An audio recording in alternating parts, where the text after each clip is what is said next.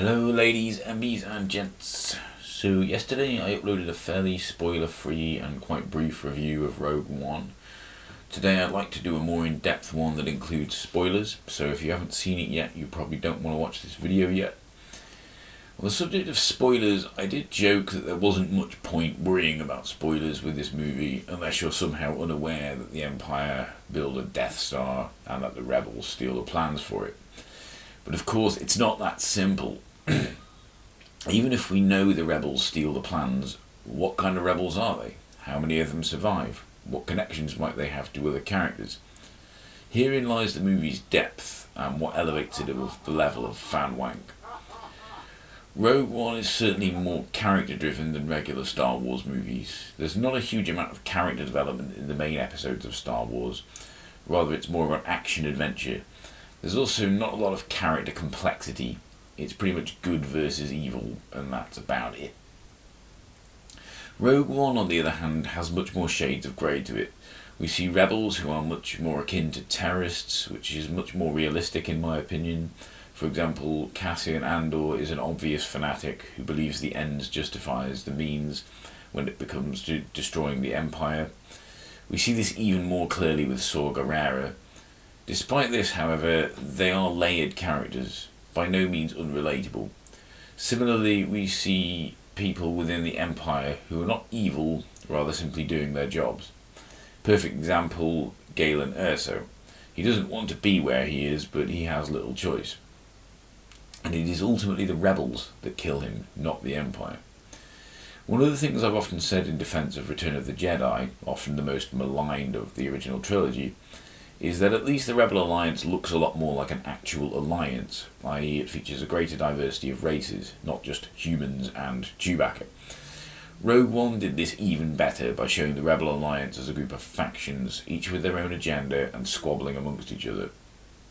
It's difficult not to compare Rogue One to Blake 7, quite simply because Blake 7 was a series that came out in the same year as the original Star Wars movie and was also about a group of freedom fighters fighting a totalitarian regime.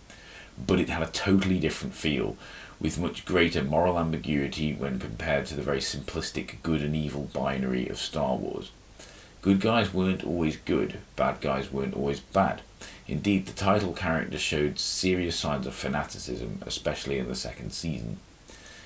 This is very much the sort of thing we see in Rogue One. If you're unfamiliar with Blake 7, I'm pretty much 100% convinced that it's where Joss Whedon got the idea for Firefly. So if you enjoy stuff like that, you'd probably enjoy it. There's another very, very big similarity between Rogue One and Blake 7. But while this video does contain Rogue One spoilers, I don't want to spoil Blake 7 for people as well. This movie also silences the smartasses who like to sneer at how silly it is that the Death Star was so easy to destroy. As we now know, a design flaw was deliberately built into it. I should add though that even before this movie came out, the notion that the Death Star was easy to destroy is pretty silly. Hardly any fighter pilots survived the battle, and it took 2 attempts. Luke only succeeded because he used the Force.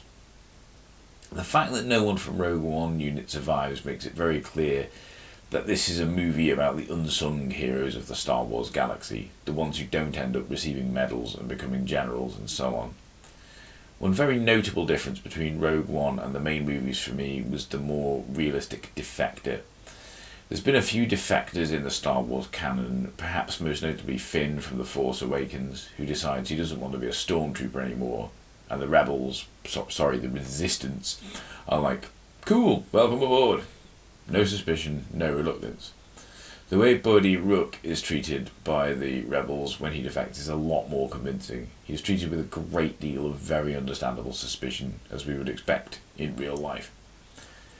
Like I said in my non-spoiler review, I really enjoyed this movie. I think there's so much more to analyse, but I'll have to leave it there. Thanks for watching.